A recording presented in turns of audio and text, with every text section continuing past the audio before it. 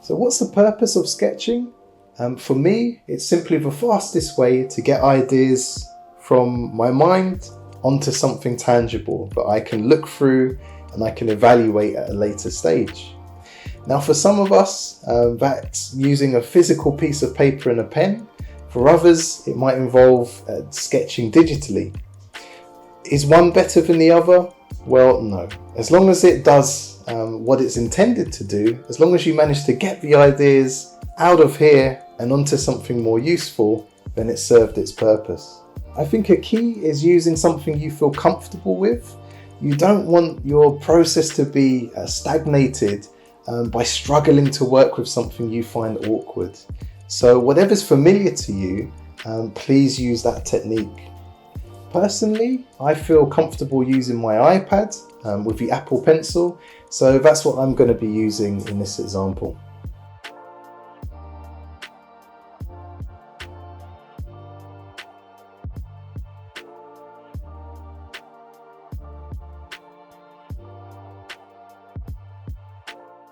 So for the purpose of this class, I'll be designing two different monograms, a modern and a classic.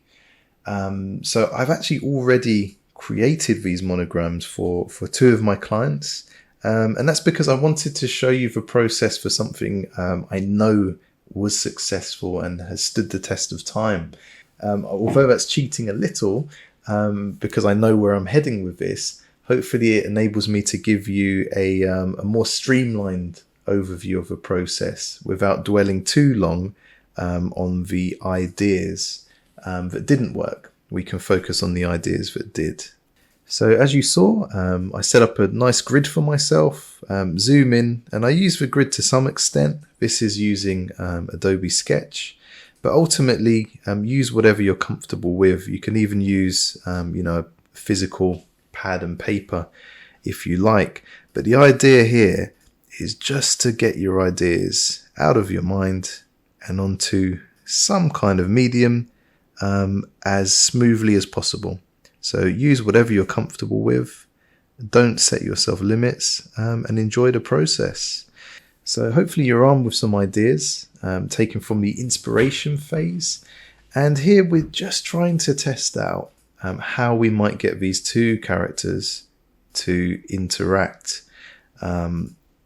Where should they overlap? Will they overlap at all? And we're just trying out ideas. Maybe something we've seen in one of our inspirations, maybe something that pops into our head as we're doing this. So personally, I like to start off really roughly, just sketching out very, very basic ideas as quickly as I can. And if I think something might work, if something catches my eye, then I'll go back and I'll do a few more detailed iterations. And I think a key at this stage is to put nothing off limits. You want to explore every principle you've seen or perhaps you've come up with in previous projects, and you want to try them and see, are they going to work here? If something doesn't seem to work, for any number of reasons, just move on to another one. So as you follow along, no doubt you'll be doing this with different characters. I'm using an S and a G for one of my examples. The brand is actually called Stanley Gibbons, and they are one of the, I think, the oldest company that does stamp collecting in the UK. So a heritage brand. They've been around for over 100 years. So it was quite an honor to be approached to do the new brand for them. And they knew they wanted a monogram. So I kind of got to make a beeline for ideas that fit the brief. They had a really clear idea what they were looking for. But you'll likely find in your projects, you're not sure if a monogram is the solution your client wants to go for. So if that's the case,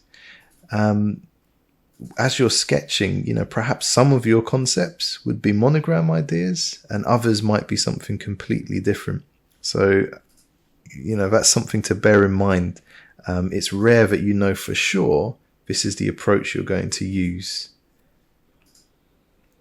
when you're at this stage in a regular project. So I'm going to go a bit faster here and thinking now about where is this overlap going to take place? Should it overlap here and here? Should they overlap while these characters are completely parallel? So we play on some symmetry. Should we have a G where the arm ties in with that overlap so that it looks nicely balanced, and so on. And once you kind of establish a few of these, and it may be that you have more than one concept you'd like to try out in the next phase, you can spend a little bit more time fleshing it out. So occasionally I'll zoom out, I'll have a look over the ideas I've tried, and I'll see which of them are worthy of spending a bit more time. So I won't bore you by making you sit through me sketching out all my concepts, but that's a kind of level of detail and the time I would spend just testing out some different ideas to bring forward to the next stage. So this is for the Stanley Gibbons traditional style monogram I'll be creating. Then I want to try a modern minimalist style, which is going to be for a brand called PR Films. So my letters for that design will be P and R. So I'll let you see the kind of concepts I might sketch out when I'm exploring that idea.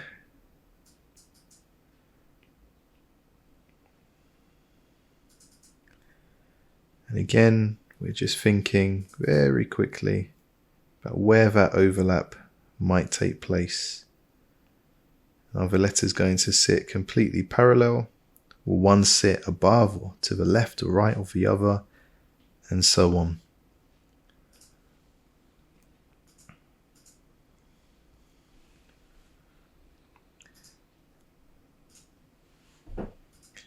And at times, certain characters are similar enough that you might find they can actually sit almost on top of each other, and they share part of the same structure. So a P and an R are just that kind of character. By just adding a leg to the P, we've turned it into an R.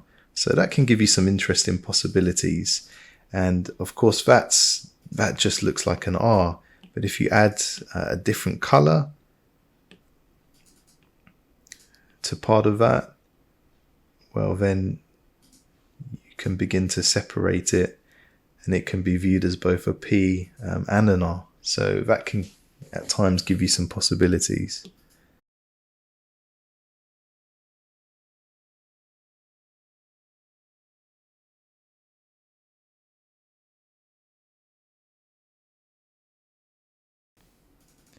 And one thing I want to say is at this stage, I'm not sticking strictly to the grid.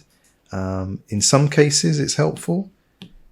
Like for this concept here, I want to see how it looks a little thicker. So I'm going to use, one square to keep things nice and consistent and stick to the grid. But in most cases, you don't need to do that at this stage. That's something that could come later when you're really trying to balance and fine-tune the logo. For these initial concepts, just get the ideas down as quickly as you can.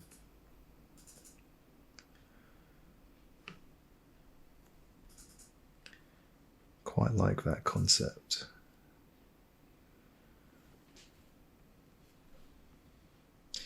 And you can, I've forgotten to do it, if you wanted. In fact, I'll show you now, in case you use Adobe Draw as well. If you create a new sketch layer to create an element, you will then have the ability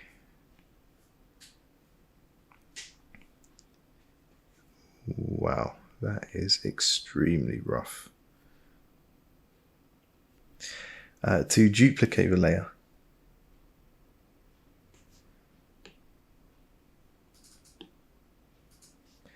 And once you've duplicated it, you can transform you can drag it, and that can sometimes, even though you're technically sketching, if there's an element you want to repeat, you want to try out a few different ways, can really speed up the process of exploring different iterations. So sometimes as you're doing this, you can create things, and kind of let your mind open up and put it to the page. Or sometimes you can use certain elements for reference. So we spoke about inspiration in the previous phase. You can always at this stage have some fonts in mind. If you don't know your fonts well enough yet, then by all means, pull up a few fonts you think may be suitable on the screen and use them as a basis for what you're sketching. If you're someone that would benefit from sketching elements from reference, then having the fonts up for that purpose, that might help you speed up this part of the process. There we are. So I have just a few different concepts to play with on the page here, but I generally recommend you spend at least an hour or two. Try to keep sketching, keep trying. To be honest, keep failing. It's finding what doesn't work that's just as important as finding what does. So by all means, keep on sketching until you have a good few, maybe 4 to 6 strong ideas that you're ready to take to the next stage, which is where we digitalize them and refine them.